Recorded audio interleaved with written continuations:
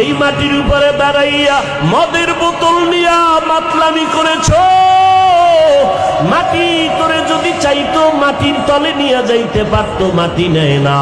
এত অন্যায় করার পর মাটি তোমার সাথে কোনো খারাপ আচরণ করে না। মিনহা খলাকনাকুম, এখান থেকে সবক নাও। মাটি যেমন নরম, তুমি মাটির সৃষ্টি মানুষ, তুমিও নরম হইয়া চলো। মান তাওয়াযা লিল্লাহ রাফাআহুল্লাহ। মাটি যদি নরম না হইতো তাহলে এত ফলের গাছ এই জমিনে হইতো না। জমিনের মধ্যে যেই জায়গাটা নরম ওই জায়গায় ফসল ভালো হয়, ঠিক নি? জমিনে সর সম্বল বর নয়ারত, বরু তখমে আমল জয় মে গরদা।